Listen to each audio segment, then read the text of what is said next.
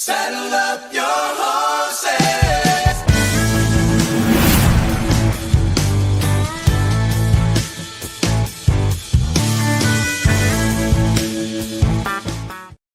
What's going on, everybody? It is another episode of the Mainly Broncos podcast, and if you did not tune into the 5280 podcast this current week, you will have found out that the sickness that I have a sickness that I've been trying to recover from. I am definitely been getting better, and I am expecting a full recovery. Thank you guys to everybody that's been hopping, and make sure the subscribe button for the MHRT Network page over there on YouTube, as well as the Mainly Broncos YouTube page.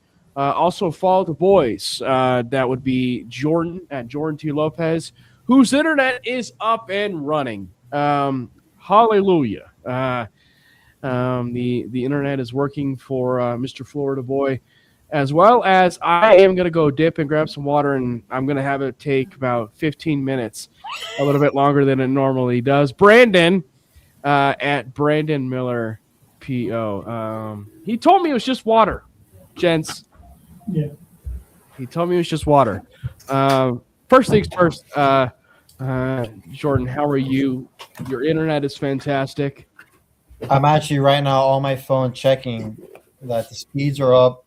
I don't want the same thing to happen like last time. It looks like we're good to go. Yeah, if it starts going bad now, it's going to be your fault.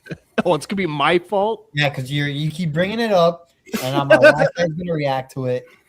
But I think we're good. My internet speeds look like they're good. You got to do something other than the phone hotspot, man.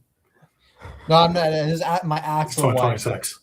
Yeah, it was something weird because like he uses fiber optics, like a fiber optic cable, and Does he? like of all things, it was wonky the episode when Mike Carmelini was in there. So Someone just decided to open up my door and say hi. Yep. So Cash, that is Jordan's dog, making a guest appearance over here at the very beginning of the show. So we're going to lead things off, of course, with the main course of the discussion, because, the other topic, of course, that we're going to be talking about is maybe we should do a poll question, maybe kind of post it on all of our Twitter handles, get the exposure that we came. But where does the 2025 and maybe that's not really a poll question, but where does the 2025 Denver Broncos team rank among some of the best teams in Broncos history? So we're going to kind of talk about that. Obviously, the creme de la creme are those teams that win the Super Bowl, so it's not going to replace those teams. But I think that there's a question, of course, of like where it could rank as far as all time. So I think that could be a fun conversation. So for people in the chat, feel free to interact with us, comment in the chat. We'll get your guys' comments up and running as much as we can. Again, as we said, follow the boys. Follow Jordan at Jordan T. Lopez. Follow Brandon at Brandon Miller PO. Follow myself at Cameron Parker PO. And, of course, subscribe to the MHRT Network page over there at YouTube. We currently sit at 1.7 subscribers. And the Mainly Broncos YouTube page as well. So let's dive into it. Player expectations. Let's save the big one everybody's been wanting to probably talk about, which is the most important position in all of sports, and that would be the quarterback position. So I figure we might as well just save that one for last. Let's start first with one and just kind of keep it simple. Obviously, we're not saying that the offensive guard of Quinn Miners is going to average about 15 pancakes in a regular season. I'm not asking for that. But offensive line expectations. What are your guys' offensive line expectations for this team? We'll start in the trenches and work outside. So, Brandon, let's start with you on that one. Let's go trenches and then just kind of work our way on the outside. That's an interesting one. I feel like, to me, the number one storyline to follow just in general in the trenches is going to be the center position and just kind of what ends up happening there. And then everything else kind of expands from that, because it is going to be interesting to see, are they going to improve on last year in terms of both pass blocking and run blocking? Because one of the things that I think has been overblown, I guess, is how quote unquote elite the offensive line was last year, specifically in pass blocking. Like run blocking, they were not that good. And also the running backs were not that good either, but we'll talk about that later. But specifically in like pass blocking, it was like, oh, well, Bo Nix is doing so well because he has like this elite line in front of him and they're not letting him take a sack. And I just don't think that that's true. I think they were good, but I think that Bo did a fantastic job of avoiding sacks and avoiding negative plays, almost to his detriment, because there were times where he would immediately take off and run when he didn't need to. See the play where he broke his ankle. But I do hope that another season in this offense together, and more understanding of Bo and his tendencies like as a runner, just sees them improve more there. But I do think like in general, I think it's a good offensive line, but I don't think it is as elite as everyone is saying. And I also think that if we're able to get improvement at center, depending on who that ends up being, I think that's going to make a big difference. Like, is it going to be Wattenberg again? Is it not? I don't know. It should be Wattenberg based on his contract. Yeah, it should be. But I also think that, I don't know. I mean, like, obviously they believe him enough to pay him, but I do think that Forsyth is interesting. Yeah. I don't know. We'll see. Yeah. But that, to me, that's the expectation, is that it will improve, and it's really going to come down to the center position for me. And I know I'm kind of starting off with, I should say it's not really a softball question, because the offensive line stuff is kind of a hot button issue a little bit at times with people on Broncos Twitter. And we're not. I think the thing for Jordan and for Brandon is they aren't really saying that the offensive line is garbage or trash or anything like that. It's a relatively elite offensive line still, right? But it's just there's areas where I think people kind of take it to where they think that it's because of this, that makes Bo, elite and everything. So Jordan, I kind of paraphrased it a little bit, much like to what Brandon was talking about, but you kind of have the same feeling a little bit as far as the offensive line is concerned. Yeah, I do. I mean, I know everyone in the social media world and just every analyst as well believe that the Broncos offensive line is elite. And I'm not saying that they're bad, but I wouldn't tout them as elite because we have seen them without. But what's your definition? What's your definition of elite? That's the question. Because I still would probably tout them as a top 7 unit, which is very good.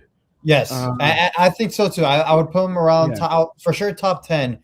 If you're elite, I think you're top 5, and I think a lot of people think they're top 5. I mean, I've seen people say that they're the best offensive line in the league, just because of Bo and his sack numbers and all that. But what people don't realize, it's Bo, skews that number all the way down himself, and it's not really, the offensive line. I'm not trying to take any credit from the offensive line, but we have seen them with Jarrett Stidham behind center and how different it looks with him. And then also in general, in just terms of the run game, which is what I want to get into. My expectations going into this season is the running game has to be a lot better, and it starts up front.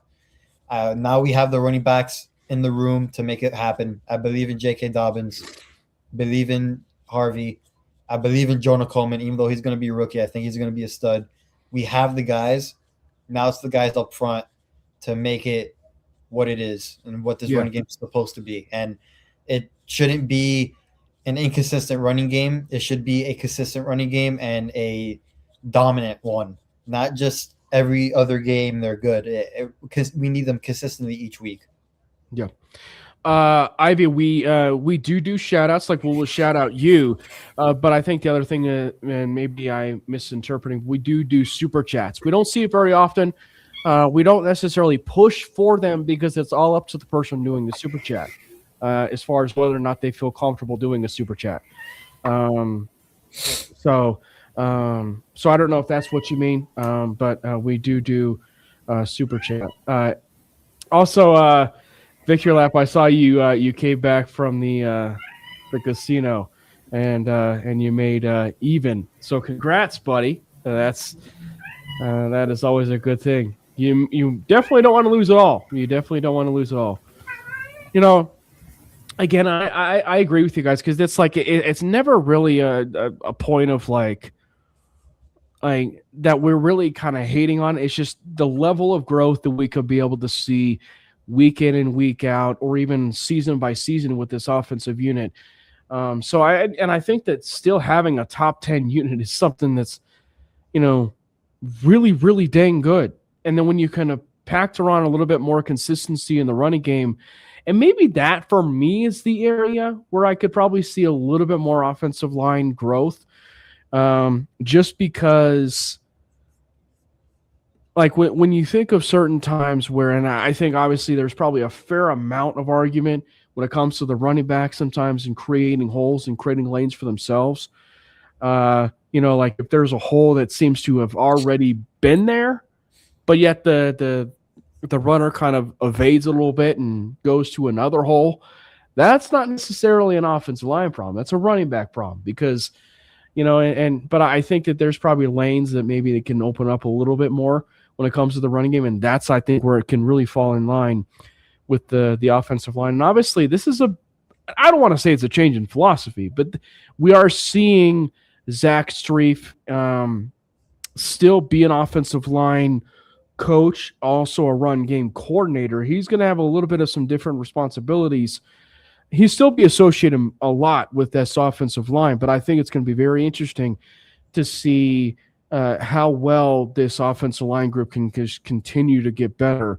Because I think that the one thing, and I think it was Davis Webb even said it, that Luke Wattenberg, for as much crap as he does get, he is one of the smartest offensive centers that's in the NFL. Like he is a very smart center. And, if you're going to be taking that job, Alex Forsythe and everything else, that's probably the first order of business for you to take that job is you have to be smarter or as smart than Luke Wattenberg, because you're going to be knowing those productions. You're going to be knowing all those different blocking assignments.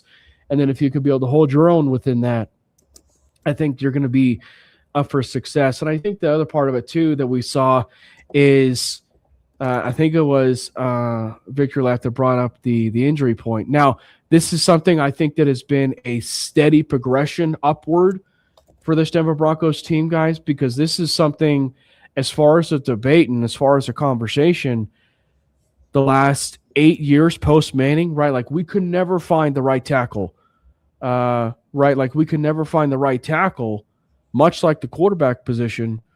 But I think that when you look at it from the perspective of the offensive line, the depth had been a major problem. And I think at the course of these last 8 years, or even just under Sean Payton, the depth, I think, is something that has gotten better in the last 3 years. So I think that's the other part of it, too, from the offensive line, like expectations and stuff like that. I really look forward to seeing, maybe some of these other players kind of take form. Even if they're not starting, they're really showing that depth. No. Yeah. I actually went and looked up because I was curious.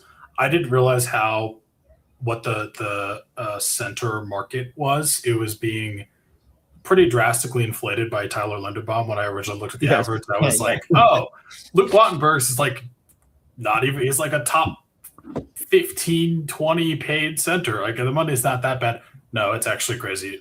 Take out Tyler Linderbaum, he's the top 5. He's a top 6 contract. So there's definitely no question there. But when I originally looked at it, I was like, that's not that bad.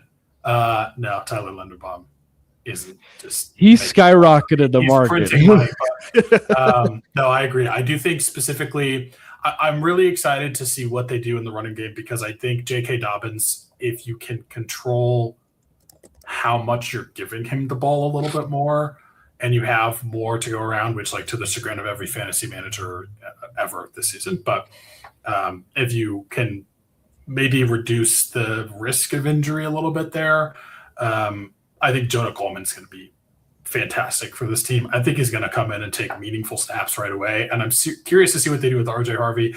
I think Harvey did a good job in some areas and did less of a good job in other areas. And that's like when we get into comparing this team to past iterations of the Broncos, like the running game specifically is the biggest thing to point out for me that I noticed and wanted to compare to because it needs to get better. Like it has to get better. Bo did a great job getting this team borderline to the Super Bowl. And if he wasn't injured, he takes us to the Super Bowl, but you have to be able to give him some more help from his running backs. And I'm excited to see what they do with Jonah Coleman.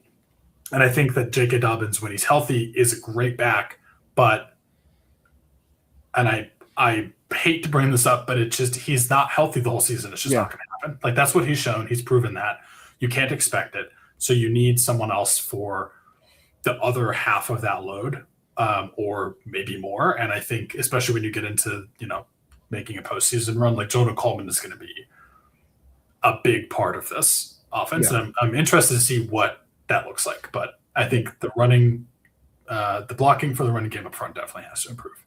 Yeah. And we'll definitely talk a little bit about that wide receiver position, when we get to it, because I know that you also asked about another wide receiver. So we'll talk about the wide receiver room, but I thought it was kind of like imperative because once you talk about the offensive line and the running game is kind of like all kind of encompassing with that because there's run blocking and stuff like that. So Jordan, I kind of piggybacking off of Brandon, what's your thoughts on that? I'm interested in seeing how the left guard spot plays out. I know Ben Powers is the starter, but if Cage Casey has a good enough training camp where he wows the staff and Zach Strief, is there going to be a conversation of what's going to happen to that starting spot? I know when Ben Powers got hurt last year, we saw a significant dip, especially at that spot. And Ben Powers is good, and I'm not, debating that. It's just Cage Casey under a rookie contract. You can probably save a few bucks off of Ben Powers' deal. It's not like Ben Powers is overly dominant. He's just he does his job. He doesn't do anything to hurt you. But that is a interesting, microcosm in this whole thing is how that's going to play out, because if Cage Casey can really impress people in training camp, it's for sure worth a conversation. But we're talking about expectations, though, and so that's I would kind of advise against the idea of I'm not expecting Cage Casey to come out here and really like force a decision to be made with Ben Powers. But that said, I think it's a very interesting conversation because, obviously we don't draft offensive linemen in dynasty drafts. But if you're talking dynasty of in the sense of forecasting the future, Cage Casey probably would be one of those players you want to be jotting down as far as that's a future starter, specifically when you draft him solely as a guard. So I think that when you look at it from the standpoint of that offensive line, that's probably your biggest question mark contractually. But I think the center position that Brandon and all of us have been kind of talking about has been, from the starting unit perspective, maybe aside from that left guard position, your biggest one. It's the biggest question mark to me, at least. Yeah. So then going on with this running game, I think what's so fascinating for me is I like how you talked about divvying up the carries, Brandon, because when you looked at it from the standpoint of carries, I think it's in everybody's best interest to share the workload equally. I think there's definitely something to be said over the years, and this is not just the Sean Payton thing. This is an every team thing, every coach thing, every running backs coach thing. But this is when you have a hot hand, you feed the hot hand. That's going to happen, I think, at some times where you're going to have a hot hand, and at sometimes you probably will have to ride the hot hand. But due to the nature of this running back room and the nature of the health of everybody in that room, I think they would definitely be advised to share the workload rather equally amongst those three running backs of J.K. Dobbins, Jonah Coleman, R.J. Harvey, because I do think probably at the end of the day, J.K. Dobbins, even though he probably would love a 300 carry season, statistically, I think in a perfect world, and due to his knees and due to his health, he will thank you in the long run for the way that happened. Yeah, couldn't agree more. I do think he's a fantastic running back when he's on the field, but he has to stay on the field, and it just doesn't happen. So I'm glad that they did something there. Like, that was the biggest move to me that needed to be made outside of wide receiver in the offseason. So I'm glad that they invested in that position with a back that I'm really excited to see. With Jonah Coleman, he is so good as a pass blocker and as a pretty underrated as a pass catcher. So that'll be interesting to see what they do with him there. But I think JK is going to have a great year. Like, I do think he is going to be successful, but I just think you have to have, unfortunately, a committee, because you can't really rely on him to be your go-to weapon on the ground. It's just not going to be reliable. Yeah. So when we talk player expectations, this is the $1 million question. Will we get a 1,000-yard rusher? Jordan? For me, I don't think we'll get a 1,000-yard rusher, but that doesn't mean it won't be a successful season for those guys in the room, just because I do believe that they will my expectation for them is that they'll solidify themselves as the deepest running back room in terms of a trio in the league, because you have, in my opinion, at least three running backs that can go out there and not necessarily win you a game, but they can impact winning at a high level. I agree with Brandon and a lot of people in Broncos country. I do believe in Jonah Coleman and what he can bring to the team. I know he's a rookie and he's going to have to go through his, ups and downs, which is going to be normal, but I do believe in his skill set. And I know there's been some, at least in my opinion, some weird opinions about Harvey, especially after the year he just had as a rookie, but I still think he's going to be great under Sean Payton and the Broncos. And I'm very, very curious to see how he's going to be utilized with Davis Webb and his play calling. But I still believe in this running back room, and I expect them to do really good. Corbin Brenamis says he absolutely thinks we will. So I'm curious, who is that running back? I think we would all agree it's probably in between probably the lion's share of R.J. Harvey or J.K. Dobbins, but I'm really curious to see who he thinks. But, yeah, Brandon, go ahead. I don't think we're going to have a 1,000-yard rusher just because we're going to split the workload to the point that we might have 3 700-yard rushers, 600-yard rushers. Right. But I don't think you're going to see any one guy get to that level. And now I do think we could have a double-digit touchdown guy. Who that is, I don't know. We'll see. But I don't think a 1,000-yard rusher is in the cards. Maybe 1,000 total yards. I guess I could see 1,000 total yards somewhere, but even then I'm hesitant. I agree with you. We'll have a double-digit running back with touchdowns, but we will not have a 1,000-yard running back. I will say this, though. The running back, I think, to have 10-plus touchdowns, I think is going to surprise a lot of people. I think it's going to be Jonah Coleman. I don't think it's going to be Jonah Coleman. I do. I think it's going to be R.J. Harvey. That's surprising. The guy that got 12 touchdowns last year is the surprising one to get double-digit touchdowns. Because the way that I'm phrasing this is because one of the reasons why I think that the Broncos aren't going to have a 1,000-yard rusher is because of the extension of the running game, which is the passing game.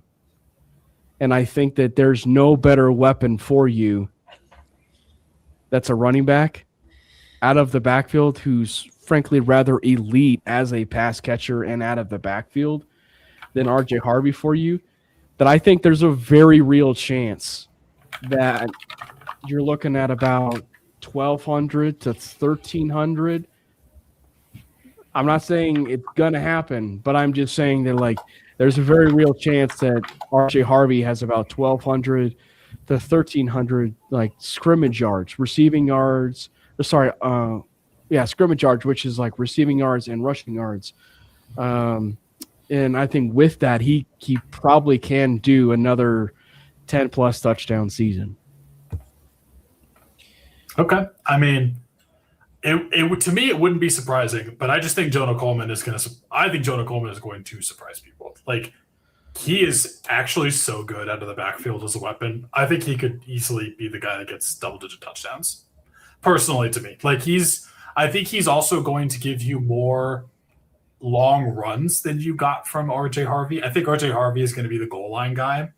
But I don't know, man. I just really like Jonah Coleman. I think he could do a great job. I'm not saying he's going to come in here and just like completely usurp RJ Harvey in RJ Harvey's only sophomore campaign. But I just think Jonah Coleman, if you put the ball in his hands, like, he's going to show you that you need to put the ball in his hands more. He's going to get touchdowns. He's going to get 10-plus yard runs, and he's going to catch the ball and take it 12 yards. And you're going to be like, what? How did he not get tackled? I don't know. I think he's a really good running back. So I think it could be Jonah Coleman. But the fact that it could be any one of them does have me excited for what the running game could look like this year, because I think if you get more consistency there, and just take a little bit more off of Bo Nix's plate, and obviously you introduce what you're introducing in the passing game, like, this could be the top 5 offense. I'm going to say it. Okay. 5. I almost said 6. I almost said 6 because I'm like, maybe there might be on the edge. They might be on the edge of 5. So we'll say 6, top 6 offense. But I think it's going to be something, because, like,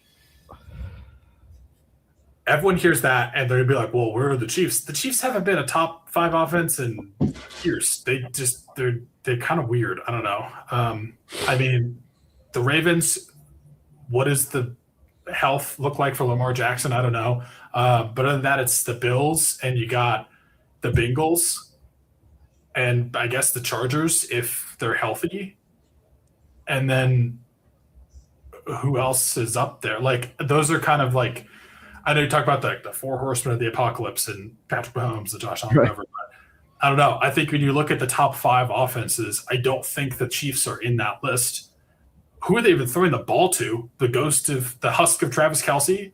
Because Rashee Rice is going to be probably not on the field, or they need to figure that situation out. Maybe they need to cut him. I don't know. He has problems that he needs to figure out off the field. But I don't know. I don't think it's that far-fetched. I will amend it to say 6 because I do think there may be fringe. They're fringe top 5, but I don't think that's that crazy. So I have to ask this because this feels like the low-hanging fruit of something that's gonna happen, but it also goes to show you of how bad the running game was and how excited we are for Jonah Coleman, and probably one of the reasons why we're not gonna have a 1,000-yard rusher probably in RAs. But Tyler Bidet is largely the role that is getting compared for Jonah Coleman and the role that he had. He had 141 yards rushing last year. Way more. Bump those numbers up. I think that there's probably a case to be made that Jonah Coleman is having about 400, maybe 500 more than that, as far as in that rookie campaign. Even if he had 400, that is a pretty big improvement for the role that I think he's going to be having. But it just goes to show you the level of disappointment as far as Tyler Bidet. Now, Cornbread mentions he also thinks Jaleel's going to cook too. I think the layer of this running back conversation, I think it's going to be interesting because I think there's a possibility they do keep 4. But given the nature of the fact that they do have what probably ventures to be 3 good running backs, right? Like 3 really good running backs, might tell you that maybe they go with 3 and maybe they keep Nate Atkins or they keep Adam Prentice solely for that extra halfback, fullback kind of player, if you will, like where they can be able to use him in shotgun protection sets, and everything and stuff like that. So I think there's at least a world where they're actually keeping 3, and that 4th one will probably end up being on the practice squad. And I think something to remember here about Jaleel, I don't think it's a guarantee he's on the roster week 1. Because we have to remember that they also they chose not to tender him.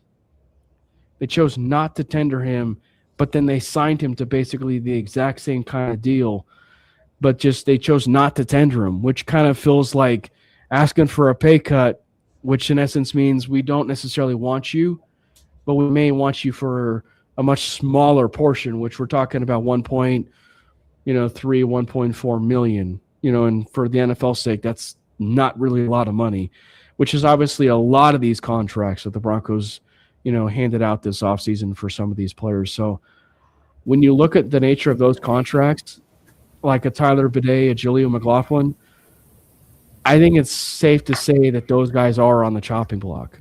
Yeah. And just to throw more gasoline on the fire take that I just had, last year with the running game that you described as being horrific, the Broncos, just in total touchdowns on offense, were tied for 11th in the league. So you add a better running game, Jalen Waddle, a healthy Bo Nix with 1 more year in this system. That's a good take. I don't think it's 5 more spots. It's crazy, but we're going to be the new Pats where you could never get a read on which running back was going to be. I think that's because it's Sean Payton at the end of the day. We don't know what's in that head of his. I mean, that's why I'm like fantasy. No one wants the Broncos running back room in fantasy, but the problem is you need to have it because it's going to be good, but you don't know who it's going to be. Right. Yeah. Jordan. No, yeah, I agree. I mean, you really don't know who's going to be the guy on each game, which, again, I think can benefit from our standpoint. But again, I think I would rather have this situation than the situation we had last year for sure.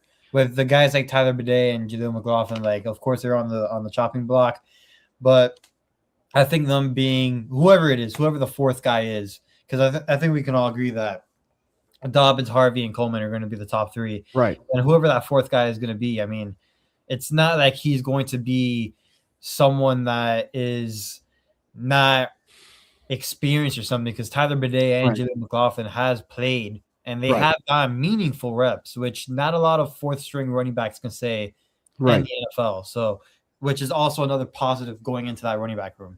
And I was going to say too, like if you are betting on one of the 2 backs that's going to stay at that point, I probably would bet on Jaleel McLaughlin to be your 4th running back. That he would be your 4th. Because it seems like Tyler Bidet, as we all know, right, his role and position on this team really kind of got soaked up for that Jonah Coleman draft position of the Samaj P. Ryan pass protection, and so I think if there is a 4th back, it's most definitely Jaleel, and I think it's not hard to read that. Continuing on the outside and just kind of working our way on the outside, it's the tight end room. And I think that aside from probably the uptick of what we're going to see with the wide receiver room, which I probably think with their maybe we should talk, Bo, because I know Jordan could take a whole podcast talking about the wide receiver room. Whoa. So maybe we save the wide receiver position for last. But regarding the tight end position, you want to talk about a lot of when you talk about as far as the production, like the production of the room, that needs a lot of production, a lot of uptick in production. And I think I think the way that you and I, Brandon and Jordan, when we talked about this with the draft coming, when they added those two tight ends, there's a draft room of what we want to see, but there's also a tight end room of what we think we see. So I have to ask, what is the tight end room you want to see versus what's the tight end room you think we see? Brandon? The problem is the bar is low. The bar can't get lower. So I think any way you cut it, it's going to be better. I think Evan Ingram had 1 touchdown last year. Yeah. Was that the Eagles game? I think they all had 1 touchdown. Ingram, Troutman, and Adkins. That's gross, dude. That's disgusting. I just want a tight end that can give us 450 yards and 4 touchdowns. Like, let's just show you the low how bar. low my expectations are. Yeah. I think that would be probably the best tight end season we've had in the last 5 years. Yeah. And that's disgusting. That's actually disgusting. I would do unrealistic things for the tight end in Arizona to come home to Colorado, but that's not happening. So I'll take my 450 and 4, and I will sigh that is 4 times the production that we got last year, but I will take it and run.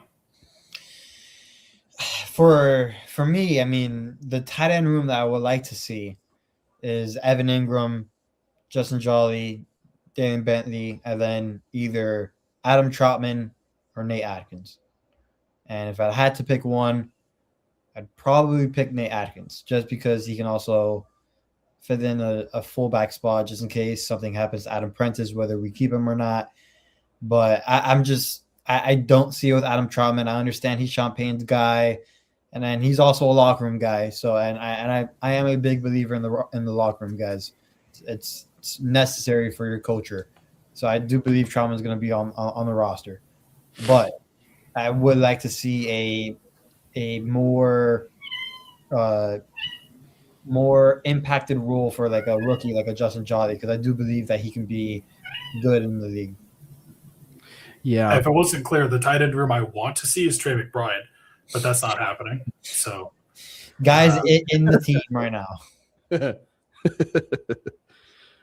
Yes, Brandon. No, it's probably going to be Bentley and some combination of Bentley, Jolie, and Ingram. I want more of the rookies. I want them to be involved early. I want them to. I agree, because they're going to be even what you're going to get out of the second half of the season from your rookie tight ends probably is better than what you're going to get from Evan Ingram at this point. Troutman, okay, he's going to be on the team because he's Sean Payton's adopted son. But I just please give it to Bentley and Jolie. Let them go through the learning curve that you get out of a tight end in the league in the rookie year, and just be sad of how horrible the tight end room was last year when they're going to already look like an improvement. Now, someone that could throw a wrench into all this is Caleb Lohner, which there's been reports that he has improved. He's injured right now, but he's improved. Yeah, that he's improved significantly. He looks like a different, there's just so many positive reports coming out from Caleb Lohner, which is very unique because we usually don't get that from Sean Payton, and he went out of his way to say it. So if he has a great training camp, I do wonder if he's going to be a guy that you need to put on the 53-man roster, because you already came out publicly saying that this 6'7" athletic freak has been improving so much. So if you put him on the practice squad, he legit might get scooped up. Right. So now, what I don't know about the logistics of that, I know they do get poached, but I wonder, is it still up to the discretion of the person, right? Like, is it still up to the discretion of the person? Because I know, and I think it's probably up to the discretion of the person, because if I'm not mistaken, Sam Ehlinger was on the practice squad this last year, right, in 25, and the Indianapolis Colts of all teams tried to recall him and bring him back, right? And he said no. So I think it's under the discretion of the person. So I guess Lohner theoretically could just say, no, man, the future is really good for me here.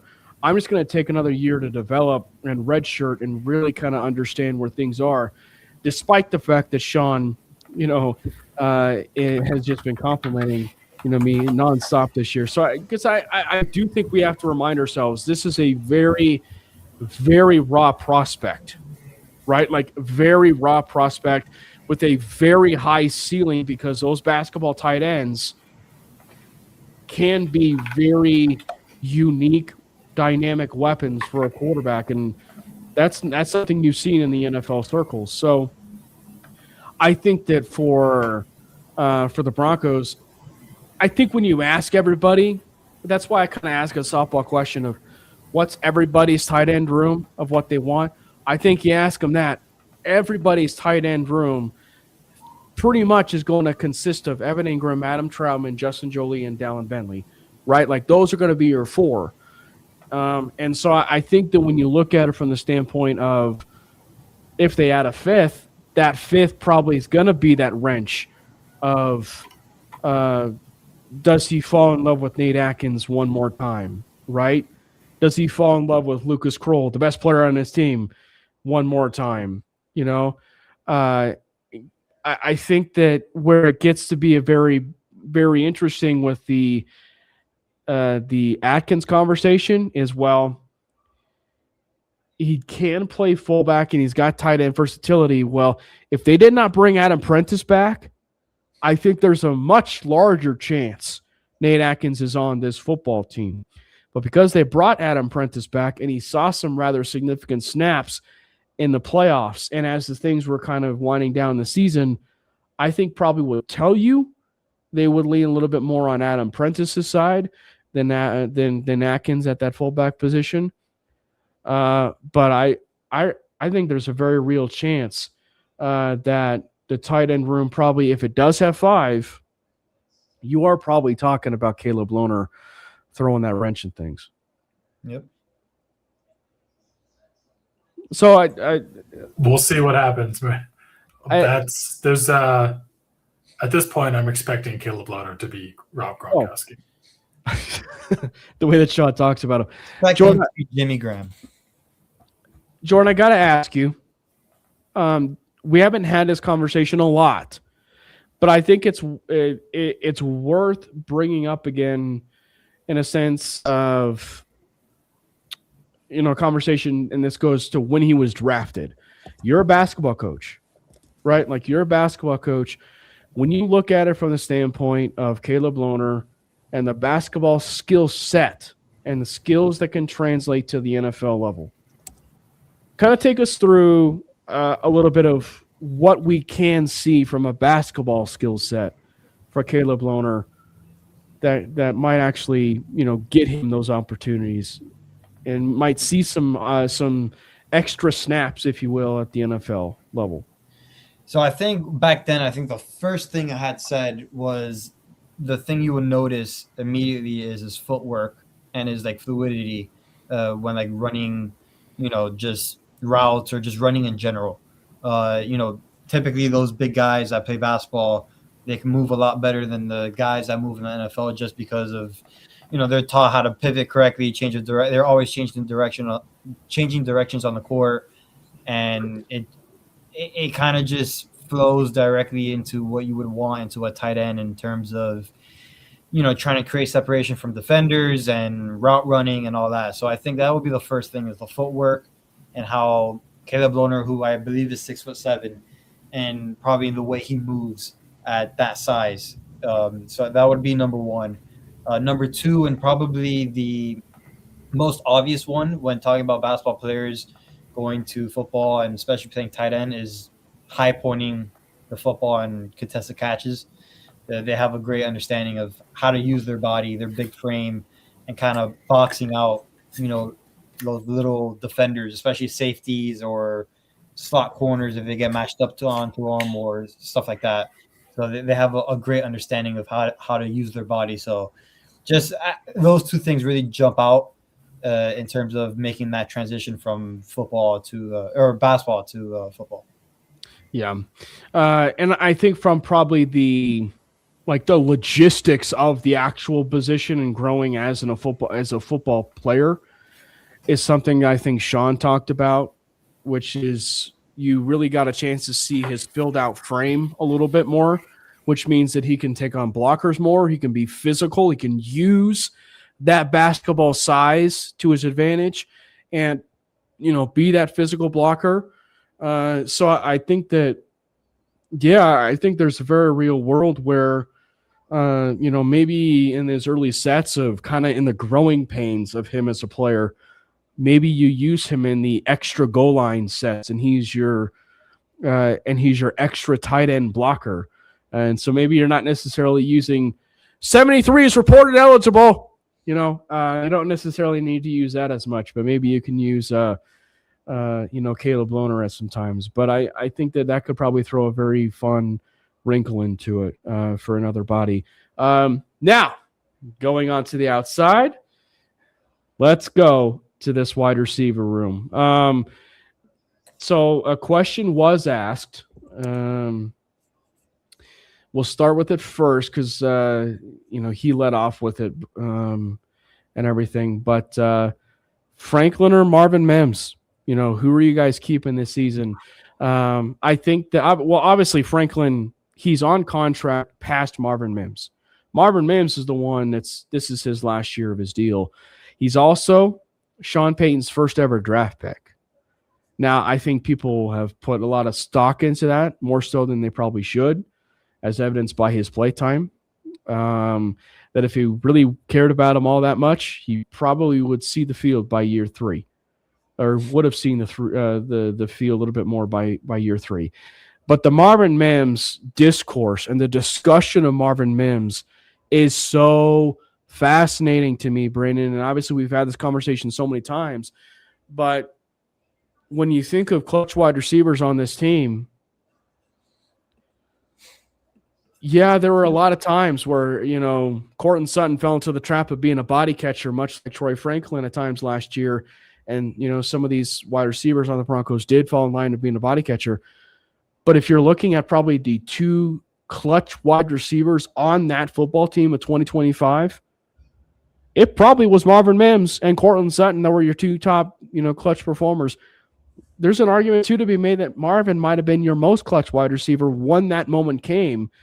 So it's a very interesting conversation because he's also such an elite all-pro special teams weapon. That it's kind of like finding that fine line. And I understand the Rashid Shaheed comparisons. I do. I understand them. But it's like you also have to, as a coaching staff, find a role for arguably one of your most clutch wide receivers, that you think you'd have on the roster. Yeah, I mean, I think the problem with this is he's such a good returner that, you almost have to keep him on the roster for that reason alone, because I don't want to go back to what I was used to experiencing in the return game before Marvin Mims was our returner, because it was kind of bleak. You can't – I think it's too easy to underrate what having a good returner and good field position can do. And this especially in a window where you're we can go to the Super Bowl, we can win the Super Bowl. You have to do everything you can to have as much success as you can in every area of the game, including special teams. And just for that reason alone, I think you need to keep Marvin Mims, not at the expense of, I'm not saying necessarily even at the expense of Troy Franklin. I don't know what the solution is there, but unless you're going to find a way to replace him in that area, you have to keep him. And like, I'm not saying that they probably do want to try to see like, what can Troy do in the return game? Can he be as good as Mims, right? But that's a pretty tall order.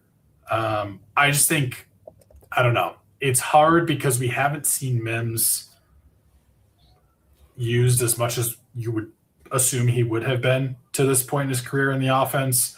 And that's going to get worse with Jalen Waddle. Yes. Like there's just less to go around, and there's more elite weapons that you need to get more touches to. I don't know. It's tough, but I think you also can't underrate what he does for you on special teams. Yeah. Because that's a mistake. Specifically in this nature of NFL. Like that's the part too. Yeah. Like in this nature of the NFL and kickoff returning and punt returning, that is a big deal as far as the special teams. So now I think there's the discourse where I think it's rather accurate, Jordan, is I think you can kind of see Mims be a little bit more refined as a route runner and be a little bit more crisp at times, with his route running. And I think that the hands could probably be just a tad bit better, but I mean, no wide receiver is truly perfect, in terms of having some of the best hands. So, I mean, they're always going to be working on the jugs machine with their hands and everything. So I think that for Mims, he's just got to be able to just not let that distraction, bother him. And he's just got to be able to go out there and, perform and really kind of impress as far as in all those areas. Yeah, the Marvin Mims discourse is so baffling to me. And I just don't understand how we're going on year 4 and we still don't know if he's going to have the role he is probably supposed to have now.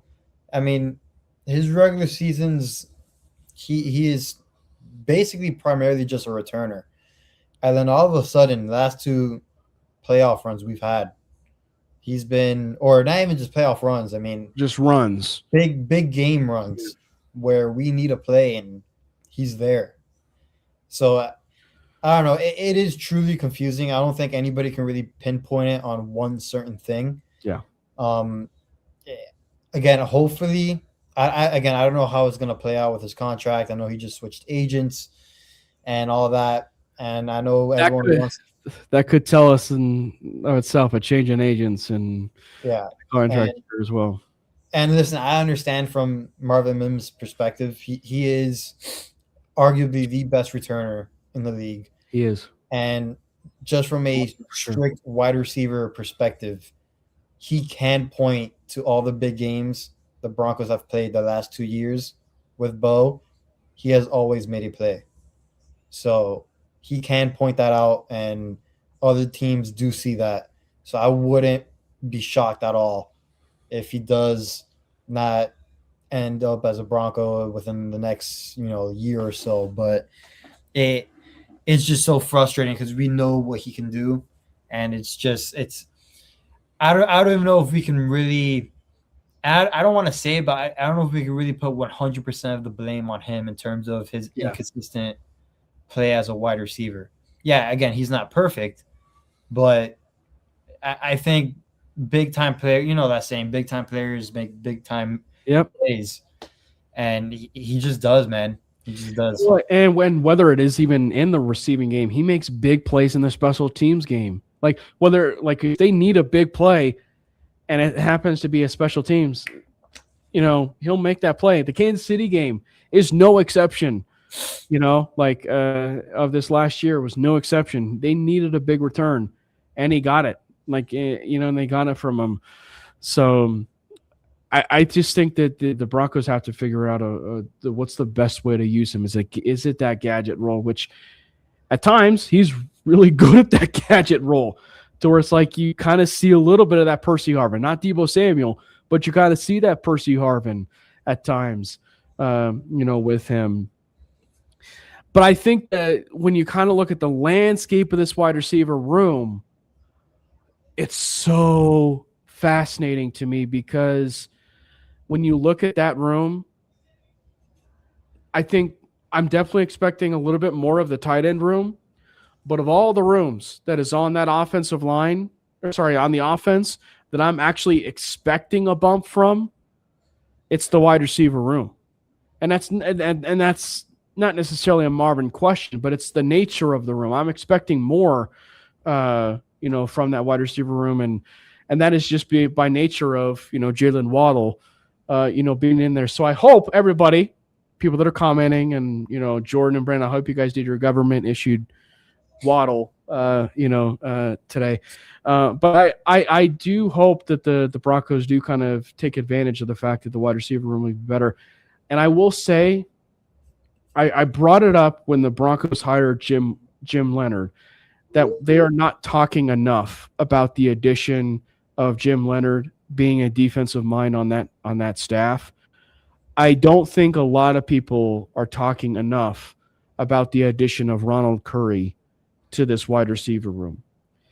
This is one of the massive times, I will say, of the year 3 in Sean Payton era, where he actually has one of his long-standing wide receiver coaches that he has had a lot of trust with, right? That he's had a lot of trust with. And one of the biggest things that Courtland Sutton fell into the trap with the last wide receiver coach was body catching. He's one of the best hands wide receivers in the NFL, and had dropped because of that, right? He did kind of drop a little bit. You saw the drop skyrocket a little bit at times for Courtland Sutton. Troy Franklin, as successful, and I think the key word is successful, of his second year as he did have, and it was successful, you did kind of see some drops here and there for him. Marvin Mims, we don't know necessarily what's going to do, but it, contrary to probably Jordan's opinion, but it does seem like the Broncos have fallen in love a little bit with Pat Bryant and like what he offers. And so I think they really do want to feature at times him a little bit too. So I'm very curious to see about this wide receiver room, where I think there's a window for you to have two 1,000-yard receivers. But I think there's at least a very confidence of all of us, we will have a 1,000-yard receiver in Jalen Waddle. Yeah. I believe that Jalen Waddle will get 1,000. I mean, he nearly got 1,000 last year with the Dolphins, and that season was pretty pitiful for the Dolphins last year. So I'm pretty confident in Waddle's ability this year in his first year with Bo. And it might take a week or two to get that connection, really firm. But at the end of the day, I still believe with his ability and the way Sean Payne is going to design plays for him and the way Webb is going to call plays, I do believe it's a big year for Waddle coming up in Denver. So, it's still kind of surreal that, he's a Bronco. So I just can't wait to see him catch footballs from Bo this year. Brandon. Couldn't agree more. I mean, but is there anything else you would like to add though? No, the number one thing to me was the running back room that we already kind of discussed, and really the offense as a whole. I just think you're going to see so much of a step from every aspect of this offense. I think you're going to see a better running game. I think having Jalen Waddle is going to be just a massive improvement in every way, shape, and form. I think Courtland Sutton also not being forced to be the one is going to also be, I think, good for him. I think you're going to see almost not. I don't think you're going to see more, but I think it might feel a little bit more impactful. And then just Jalen Waddle, I'm just so hyped. I'm just so hyped to see Jalen Waddle. And I understand everyone has their fascination with Pat Bryant, and I'm labeled as the Pat Bryant hater. And I don't want to do this because I hate when people do it, and it's kind of one of my biggest pet peeves. But I only do it just to be an annoyance for Jordan. But yeah, but like I will say, and again, I don't like it when people do it, but I'm kind of gonna do it. Like when people ask me, and I think we did an episode on it, and I'm gonna try to find it out. When people ask me, "Oh, what's your prediction for Pat his rookie year?" Everybody was saying that he was just gonna go off. I was kind of spot on with Pat Bryant his rookie year, even though I was still getting killed for it and stuff. But I was like, listen, he's a rookie. He's not gonna do much. Now, his second year is gonna be interesting. I know a lot of people again are expecting him to take off and be the next. Depends on the definition of take off. That's the. Yeah, I mean, everyone has their own definition of that. I mean, some people really think he is going to be a stud, and others realistically believe that he will just be a good contributor, which is what I just hope he is, a good contributor. But his second year will be interesting just because with his injury or health, it's not even injury because it's health related stuff with Pat. And then also with the addition of Waddle, I do wonder the snaps with Pat Bryant versus Troy and or Marvin Mims, because maybe Marvin Mims is still in the doghouse, but I do wonder how that's going to balance out. Yeah. I don't see Pat Bryant taking Cortland's reps. I don't. At least not all of it. Maybe a few here and there, but not all of it. I just wonder how he's going to progress. Because I will say, if we kept the same wide receiver room from last year, then I will say, yeah, I think Pat will take a bigger jump just because he's going to be forced into a bigger role. Now with Waddle, I know Waddle can help him in certain areas, but still, I don't know necessarily how big of an impact he truly is going to have in terms of everyone else's expectations of Pat. Yeah. Well, and I think that when it's kind of the nature of the team, when you have when you kind of have your best positions are your swing tackles, your cornerback threes, and everything. I mean, it's going to be very interesting to kind of to see in a sense like you're a good football team at that point. And I think for the Broncos' sake, when it comes to the wide receiver room, is the question isn't so much who will solidify themselves as wide receiver 3. That's my point is the Broncos will not have a solidified wide receiver 3. Their wide receiver 3 will be a certain week. A certain week Marvin Mims, a certain week Pat Bryant, a certain week Troy Franklin. So I think that it's just going to be alternating kind of week to week based on the matchup. I think people will have their opinion potentially about like who's your wide receiver 3, but I think your wide receiver 3 is going to end up being an amalgamation of all those 3. Yep. Let's get to the quarterback. Let's get to that the quarterback, which is number 10 and number 1 in all of our hearts. Let's go Broncos! God bless Bo Nix! Bo Nix, the expectations for the dark horse MVP candidate. Obviously, for anybody that does not know and has been living under a rock for the last, 2 or 3 months or so, Bo Nix will be fine. His ankle is fine. Sean expects him to be full go, and frankly, I would have ventured to guess due to the fact he canceled practice of that mini camp, I would have expected him to probably ramp up Bo had they practiced on that day that he canceled. So he is going to be ready, for training camp.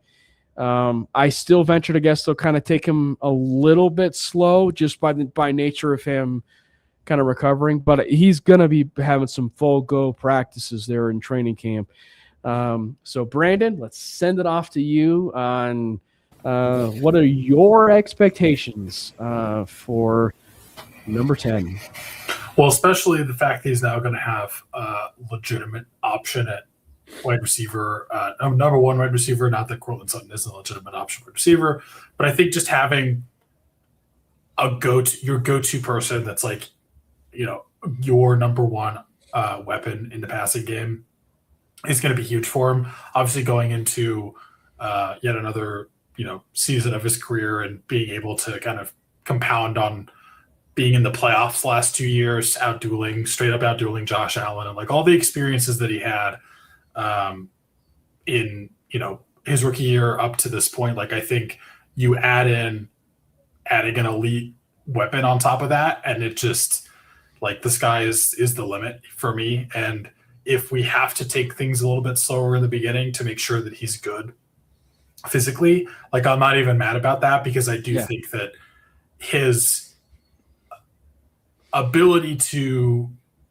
be a just game changer for this team, for this offense, and really for going into what could potentially be a Super Bowl window is not potentially, it is. Right? I mean, I would be hesitant to say that I think the expectation is like he's an MVP. I don't think I'm going to say that. I'm not saying I don't believe that it's possible, but I'm not going to say that I think that's the expectation, because that's why dark horse is probably this way. Dark horse, I think, is a good way to put it. I would say you're going to get a quarterback that's going to throw for over 4,000 yards. Let's go. Over 35 touchdowns. 4,000 yards. 4,035 is I wanted to hear my expectation. That's at least probably maybe 4,200. I don't know. 4,000 for sure. I'm pushing it with 4,200, but we'll say 4,000 and 4,050. Yeah. Jordan. I'm actually might surprise people. I think he's probably going to be closer to 4,500 than he is 4,000. So, and I was throwing in the extra game too. Talk us through it. So he nearly almost got 4,000 last year, and the wide receiver room we had was not great with all the drop passes they were having, and the tight end room not contributing whatsoever. And even some of the halfback swing passes that we had, where Tyler Bidet would just drop the ball and he had just Ingram at times, open green grass in front of him. I mean, I think all of that changes this year. I think Waddle, of course, obviously is going to change that. I think everyone getting pegged down in order in the wide receiver room, like for example, Sutton now being a number 2, Franklin being a 3, like all those guys, I think it's just going to help even more with depth reasons. I think the tight end room is going to contribute a lot more. But I think the biggest reason for this is Davis Webb. Mm-hmm. And it is no knock on Sean Payton, and let me make that clear. It is not. But with that being said, Davis Webb will be getting the calls in on time. Yep. And he does have that relationship with Bo, where he is going to feel comfortable with every single play. He's going to get it on time. He can dissect the defense even earlier in the play clock. And you are just going to see a different type of Bo in the pocket and just processing wise, even though he is a good processor for a quarterback, but you're just going to see a difference, at least in my expectation that you are. And I believe that it's going to make a big difference. And if the Broncos truly do have a good running game, it's going to open up the passing game even more. So I do believe he'll be 4,500 than he is 4,000. See, the reason that I dialed it back a little bit and I was sticking with my 4,000 is because of the running game, because I think you're going to be able to rely on the run more than we were able to last year, where, the pass is the extension of the run, right? But I don't think you're going to have to do that as much, hopefully. And I think he's going to have fewer passing attempts. So that's why I was sticking with 4,000, but go off. But here's the question.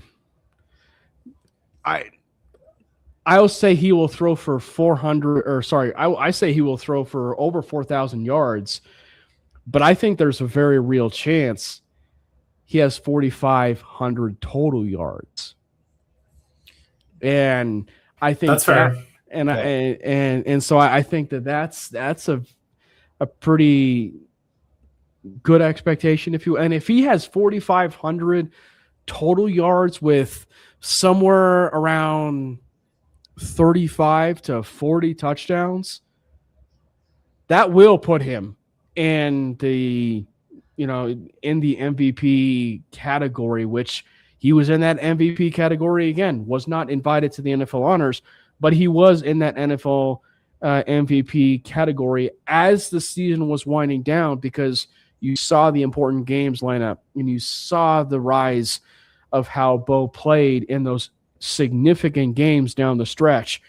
And so I think there is a chance that you do see Bo really kind of take that next step, here. And, I think where it can really hit the ground running is everything that we are asking for not just Sean Payton, for the Broncos, but Bo Nix especially. He's got to get off to a hot start.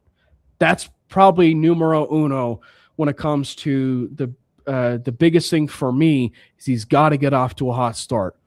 If he gets off to a hot start and he plays relatively well, and you are at that 4-2 clip, maybe even 5-1 by just so happenstance, I think you are going to be sitting in a really good situation where, because sometimes it is not about how you start, it's how you finish.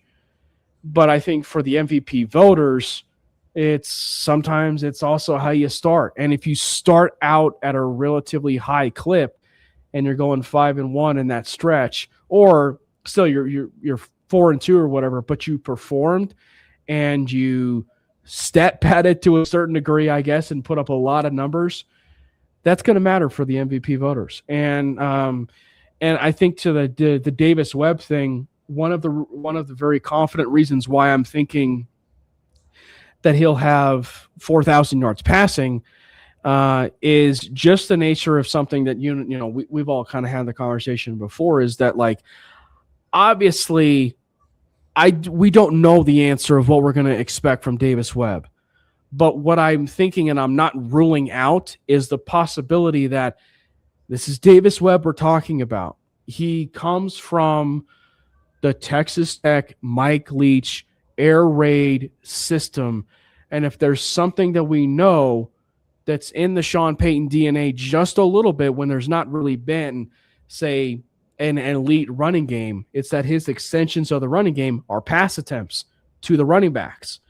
So I think that there is at least not a large percentage, but I think there is a percentage that's there, that he could hit 5,000 passing yards.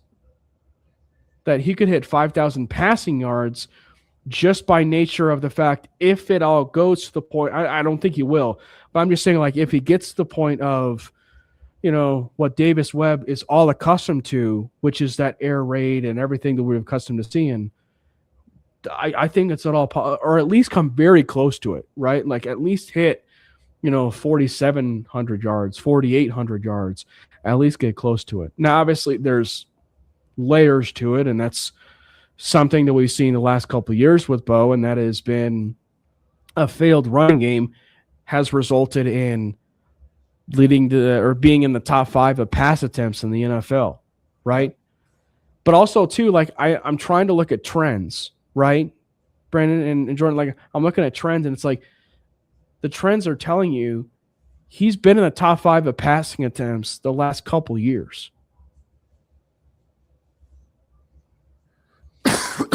But he also had to be. But it's just like I don't know. It's because it's one of those things, like, if he's leading the top 5 in passing attempts, again, and we've seen it the last 2 years, is that surprising? Yeah. No, the biggest reason I say that is, like, I just, for the sake of not putting it all on him, I don't want him to have to do that. Like, this needs to be a more balanced offense if we want to have any kind of consistency and success, because you also look at how we won a lot of those games last year. Like, as much as I enjoyed the fourth quarter comebacks and as fun as those were, that's not a sustainable model that you can use every season. It's just not. It's not going to work out that way. And so I think dialing it back a little bit is going to be big. But I mean, don't get me wrong. Like, I'm still all in on Bo this year. I think, honestly, it wouldn't even surprise me if we have 2 1,000-yard receivers. If Waddle and Sutton both have 1,000 yards, wouldn't even be that shocked.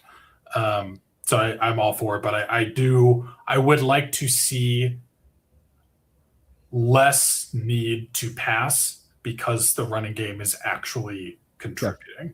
That's my biggest thing. And it's just because I don't want to be one-sided. No, yeah. And I'm just kind of looking at a big picture there. I'm not actually predicting that he will throw for 5,000. It's the nature of the world. And we're like, well, that's not all that surprising. Totally. You know, I'm mostly just playing devil's advocate. Okay, no, yeah, for sure. So speaking of wide receiver, I think also Jalen Waddle has 100 passes that he catches. And it'll be one of the very few times in Broncos history where a wide receiver will have 100 passes that are caught.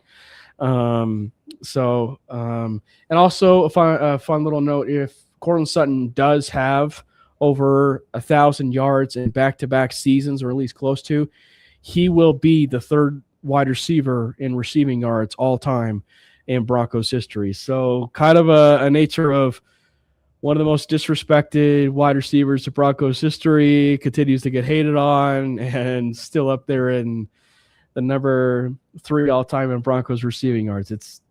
I'm sensing a thing. That's insane. I think he's got to get 2,100. I think that's what the number was, is 2,100, and he's he's third, if you will, in terms of Broncos receiving yards. It's wild. Moving forward to the defense, I think what we'll do is we'll push the conversation to next week as far as all-time teams. You know, how does it rank next year? As far as this, because we're running a bit, and the offense is the biggest question mark, if you will, of all of it. So, and that was obviously taking up a fair amount of our show. So, as far as the defense is concerned, let's start with those trenches. Keep the theme. Everybody is going to talk about it. And I don't think they're wrong.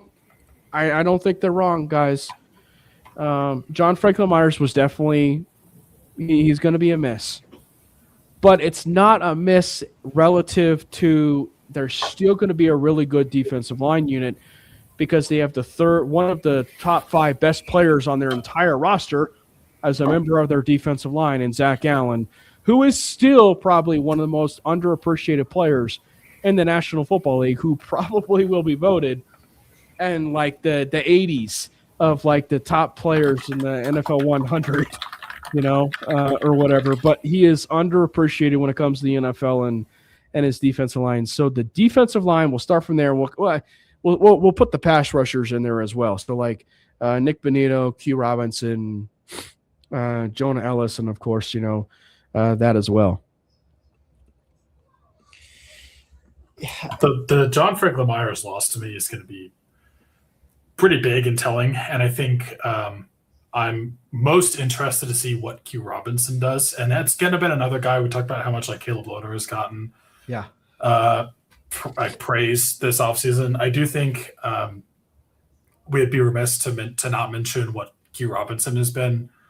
The praise that Q Robinson has been getting as well, and I think the exact quote looks like he's ready to take advantage of every opportunity that he has in front of him and do whatever he can to make an impact. So I'm excited to see what that translates to. I think he looked pretty interesting the few times we had him on the field last year. But I think just we're going to have the whole line take a step up.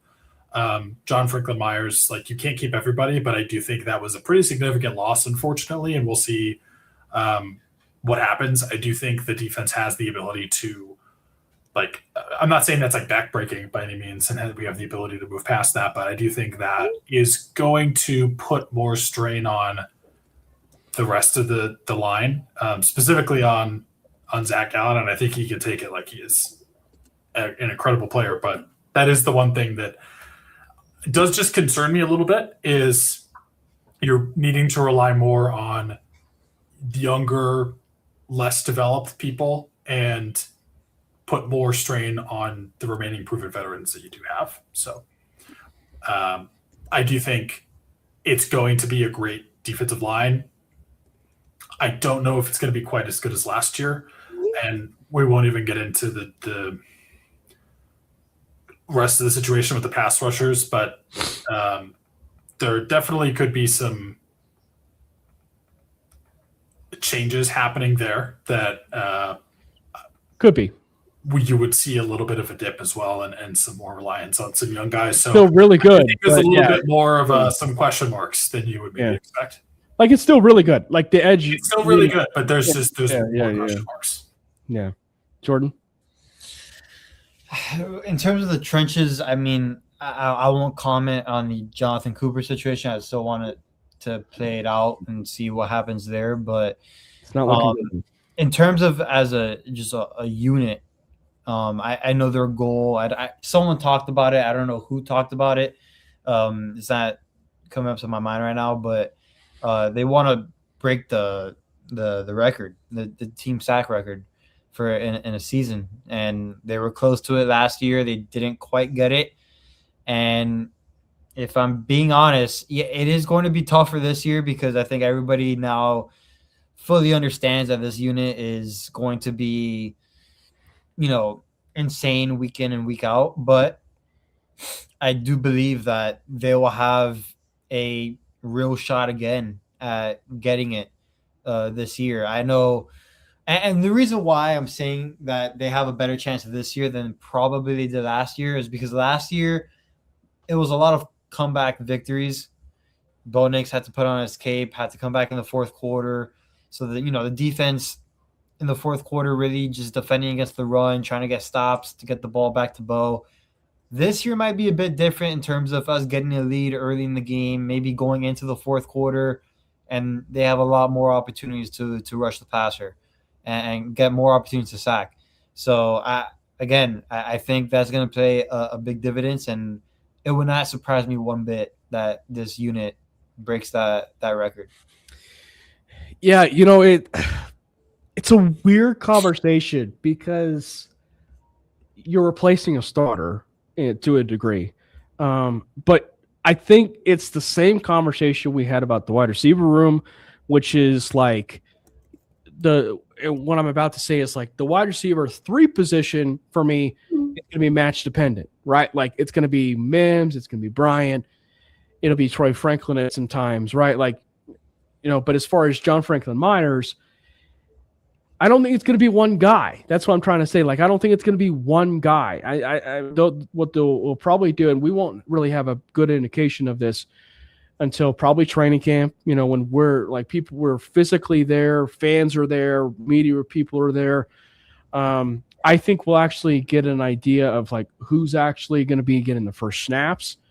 And is it going to be one where it's alternating? But I think that if you're probably a betting man, Wama Wazirike is my bet to be to be the player that's going to be probably taking that step just a little bit. Funny intended. I said bet. Yeah. See what you did there. Yeah. So I pulled a Brendan Sorsby. But as far as some of those players, I think it's going to be on Yadam at times. I think it's going to be a Wazirike. I think they'll probably see what they have in Savion Jones. I think it's one of those. I think Savion Jones is definitely on the roster, right? Like I think Savion is on the roster, but it's going to be a big year for him.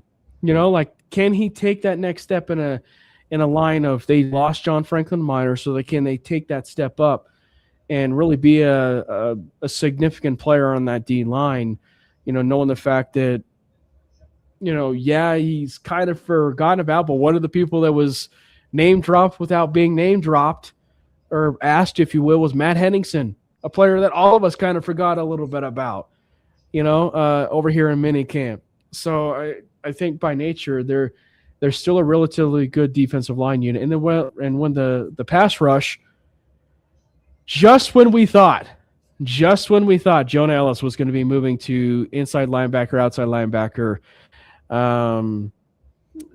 Sean Payton pulled a Lee Corso and said, "Not so fast, my friend." And and decided to kind of keep him outside, which should tell you, this is why it leads us to the other conversation of this, Brandon and Jordan. It tells you how good Jonah Ellis is as a pass rusher, how good that edge rush unit really is, and two, leads us to our next depth position, that linebacker position, and probably how good guys like Taurine York and Red Daredevil Murdoch has really impressed this football team early so far. That's huge for sure. Like, I do think that Jonah Ellis is going to need to come in and make a difference as a pass rusher. I think he's looked really good in the opportunities he has had, and I think he's earned the right to get more of those opportunities, and especially with, again, some of those more question marks on what you can expect from the pass rushing ferocity of this defense compared to what you might have had last year. And I still think it's really good. And I do think it's still like possible that they could break that record like Jordan was talking about. But there are some things that are going to be potentially a little bit different. There are some things that are definitely different. And then I don't want to comment on Jonathan Cooper, but I do think that you're going to need Ellis to come in and step in and make a bigger impact. And I think he absolutely is capable of doing that. I think that, to me, is why you saw that potential switch to linebacker die down a little bit as well. Like, other than the fact that Red Murdoch and Taurine York came in and maybe impressed a little bit there, which I certainly hope so, because we definitely need some more assistance and talent at linebacker. Yeah. But I do think that Jonah Ellis is going to show out this year. Like, he's going to make an impact, and he's going to show that he just deserves to get more time, and, you know, next man up. And I think the next man up is Jonah Ellis. But I think that in an indirect way, it also shows you the impact that was in that other position, which is the linebacker position. Now, how to word this, how to phrase this. We're talking about it in a season where everybody talks everybody up, right? Like, everybody talks everybody up. Where I think it gets to be interesting, and I made the point on 5280, is it a consistent thing and a consistent theme from when you had rookie minicamp or OTAs minicamp and into training camp and then into the regular season, and they're performing and everything? Because the player that comes to mind is Troy Franklin. Yeah, he did have those drops, but there was a consistent theme, right, guys? There was a consistent theme starting from OTAs and minicamp and everything into training camp and into the games and into preseason, where you were always hearing that Troy Franklin seemed like a different animal in year two. And he goes out and he has one of the largest target shares of wide receivers next to JSN. You know, obviously the hands and everything were a bit of a problem, but he had a really good year too. So when you kind of talk about this stuff when it comes to the linebacker position, Red Murdoch, Taurine York are generating a lot of buzz right now from that linebacker spot, to where I think it's easy to sell ourselves that there's depth right now. And if you talk about it in the moment, there's depth right now at linebacker, and it's because of Red Murdoch and the emergence of Taurine York. You just need to see it over time as we kind of creep closer to training camp. But guys, like the linebacker news you're hearing with both those two is phenomenal. Well, I mean, we want to talk about player expectations. I'll say now, I expect Red Murdoch or York to start. Start? Yeah. Like taking number 49's number, like taking 40's number. 49's number. You're drinking the Kool-Aid, if you will. I am. I really am. Whew. Okay, so Mark, people that are watching the show, just Mark to point out, down. Jordan said that one of them is going to take Alex Singleton's spot. Correct. Beloved Alex Singleton. But you're thinking it's Red Murdoch, though. I think it's going to be Red Murdoch more than York. Sorry. Yeah. Brandon? I agree. If it's one of them, it's Murdoch. But Like, will we be surprised by like week 5 he's starting over Singleton? I mean, injuries. I would be No surprised. injuries. No injuries involved. Just straight performance. No. Well, probably actually. I probably would be surprised. I would be surprised, but I wouldn't. I would be happy. I'd be surprised and happy. Surprised and happy. I will say this. My player expectation, because like I have a different expectation for Red Murdoch. I think he has 300 snaps. I think quite a lot. Well, you have to put special teams in there. That's true. Oh, what am I saying? I think he's going to start. I was gonna say if he's starting, he's Yeah. having a little bit more than 300. But I mean, if he can have around 300 snaps, I will say it this way: he has 300 snaps, but he takes over that starting role at the very end of the season, around weeks 15 to 18. I don't know, man. Maybe I'm just throwing it out there for it to come into fruition, but I do believe that everyone is high on Murdoch. No, everybody's high on New York too. Yeah. So, what's your thoughts on this linebacker room, though, Brandon? The biggest reason I think it's going to be Murdoch over York is unfortunately just there's a little bit of a physical limitation and youth. He's youth, but to me, it's more of a physical limitation. He's smaller. I'm not saying it's a weird. He's built. He's built, but he's short for a linebacker. He's short for a linebacker. Yeah. I think he's a great player. I think he has great depth, but I think when you look at the biggest thing to me is like what can Red Murdoch do in coverage? That's what I want to know, because you know that he's a tackling machine, which in that instance, he is literally the heir apparent to Alex Singleton, because Alex Singleton was a tackling machine and he don't know what he's going to do in coverage. But if you get younger there, like it's hard for it to be worse in coverage. And I'm not even saying that to bash Alex Singleton. Like I think he did sort of decent sometimes, but he's also like 33. So by virtue of age alone, I do think he's going to be an improvement there. But he just wants to hit people. He being Red Murdoch. He's the linebacker Steve Atwater in that sense. Yeah. And I mean that as a full compliment in every way possible. And I do think that so instead of smiling, he's going to make an impact. Now, I don't know if I'm on the Jordan train if he's going to start yet, but I am excited for Red Murdoch, and I think he's definitely going to make an impact. I think he's going to blow people up in special teams, and I think it's going to be fun to watch. I think he's going to. I didn't think of that.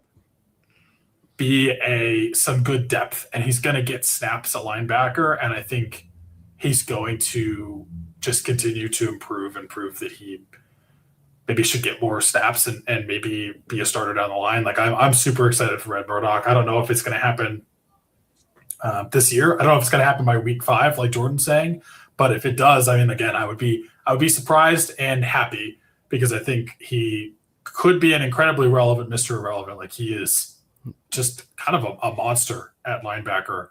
And I want to see more of him in coverage, but I think the Broncos got a good one with the last pick of the draft. I mean, you can't really do better than Red Murdoch at a position of need, and Dallin Bentley too. I'm excited about, but I do think Red Murdoch is also in the perfect position where like he can step in and make an impact as a rookie, because again, the linebacker unit is just not where it probably should be, and there's opportunity to be had. Yeah. Getting to the secondary. As we round it all out, I figure we just put the secondary all in one, corners and safeties. I do expect, if there's one thing, and I think it was also probably a emphasis in wanting to go out and get Red Murdoch. But I venture to guess the Broncos will be I don't know if they'll be in the top.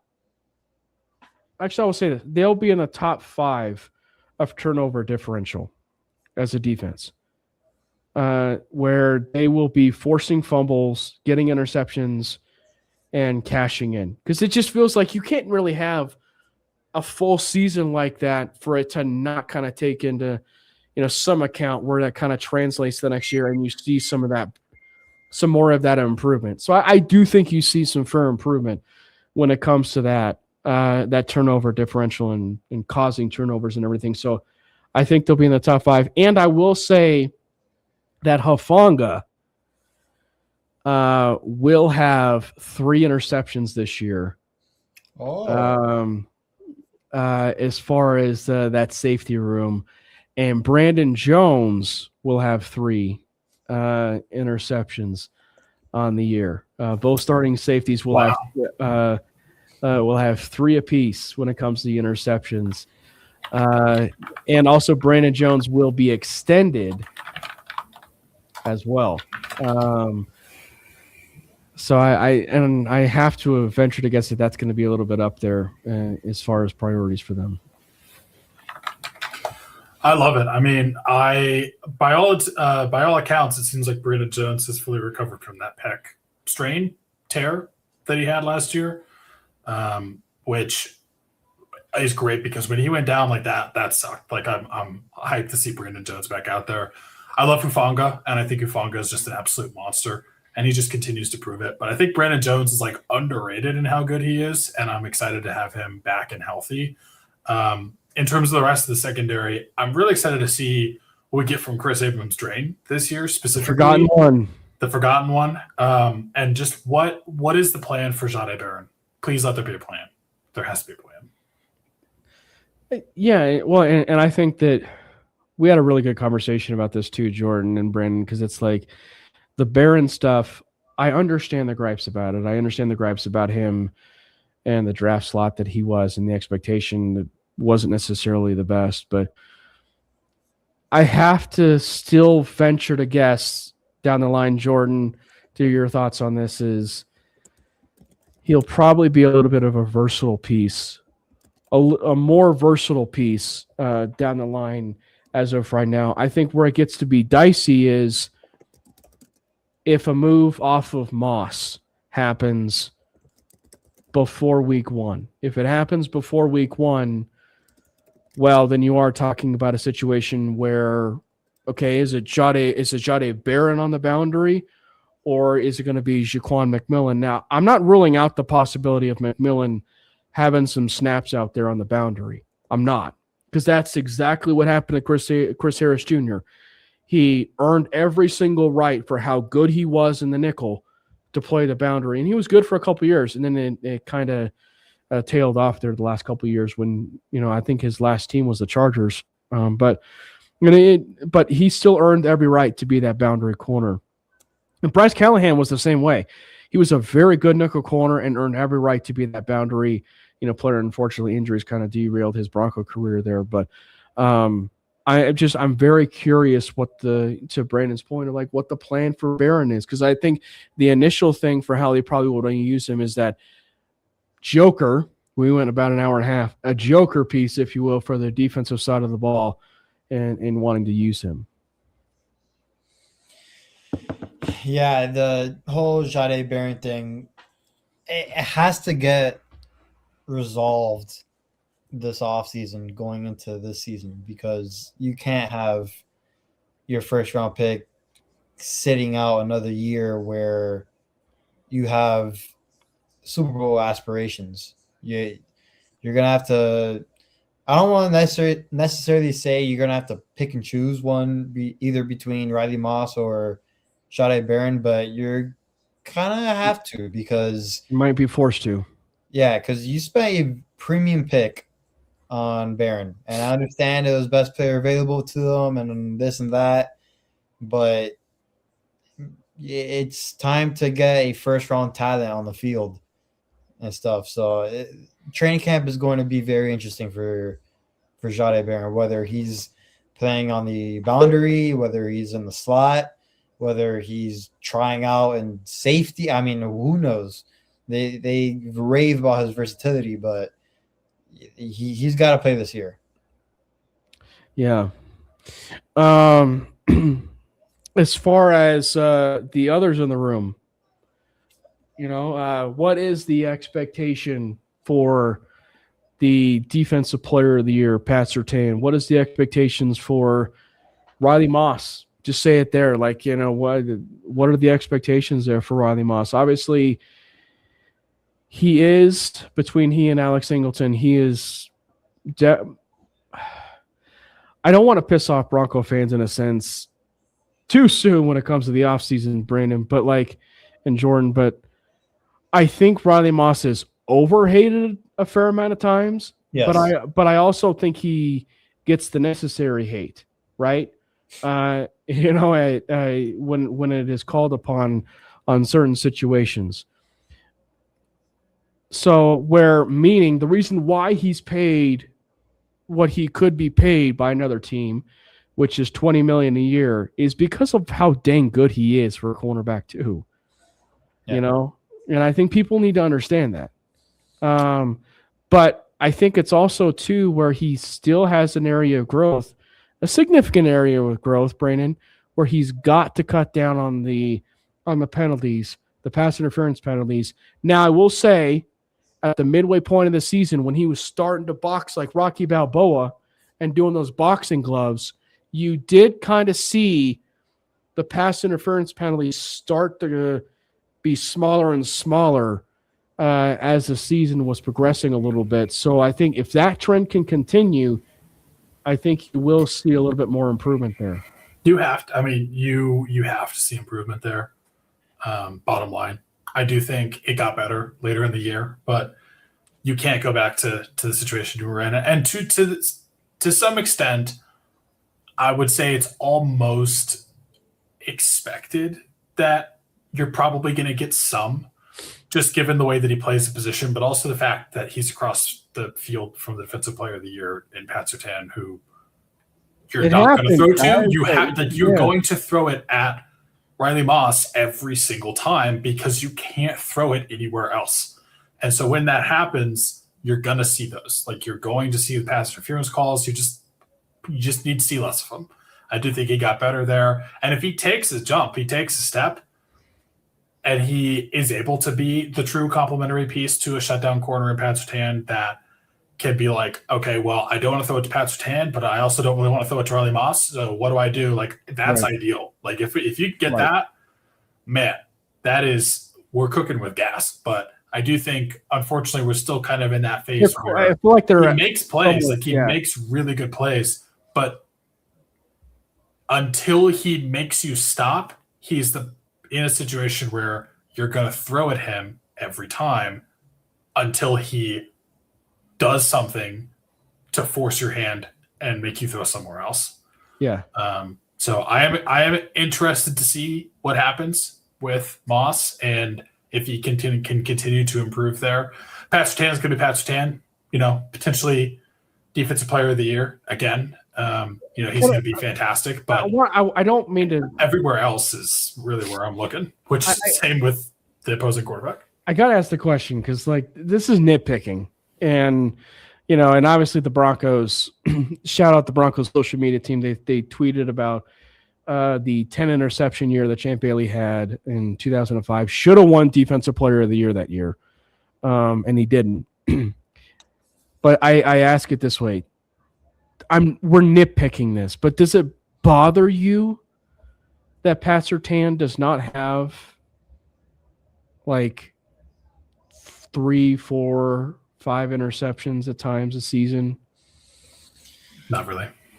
No, not really, because it's kind of like this new age baseball thing where homers back then were the big thing with slugging and all that.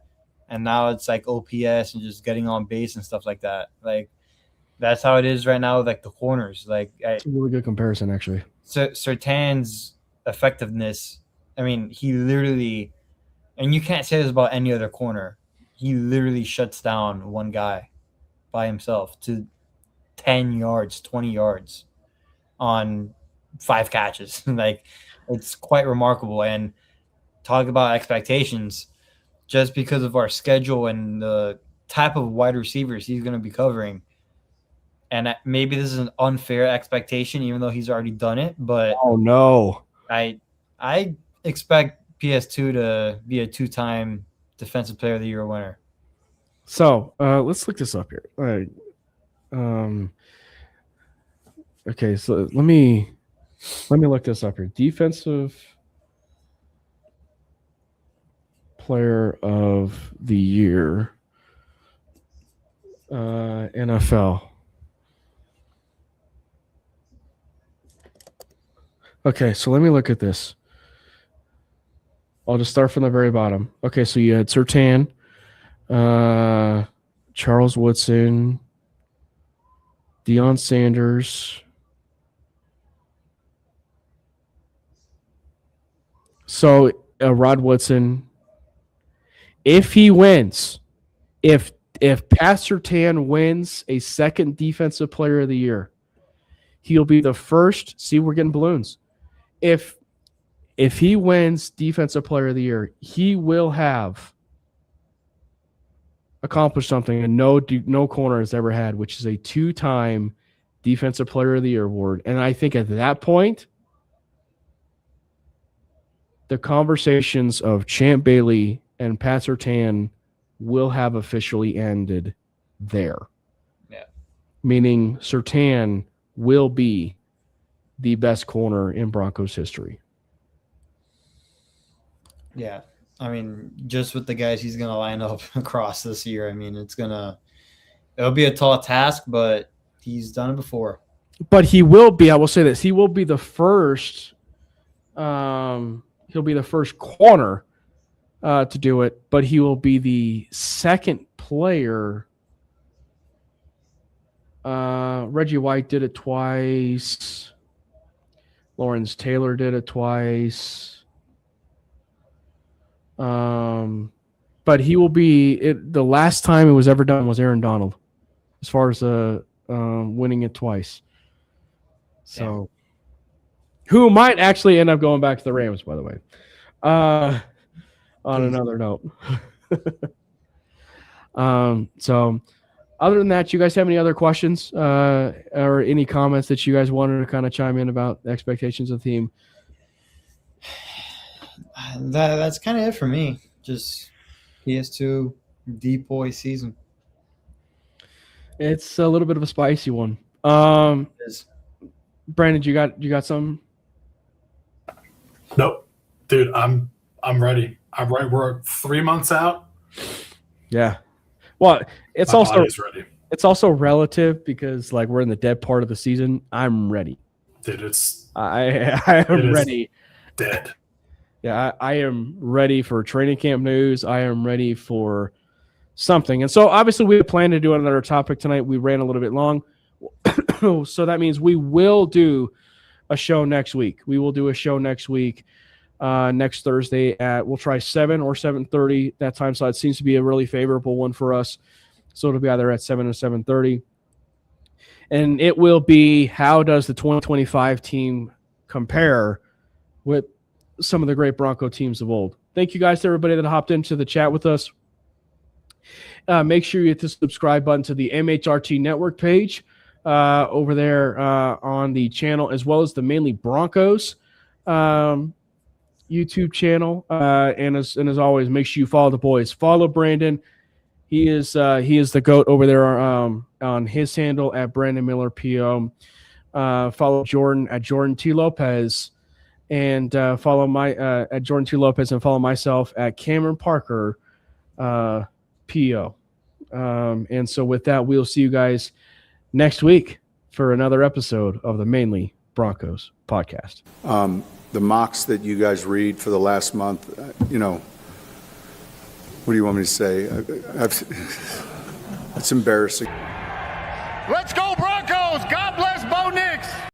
Fast lane when I pass in the street, bag of money in the passenger seat. Simcoe's been asking for me on the road from the west to the east. Way up, I might never come down, cause the coast's racking up the flame out. So high, I might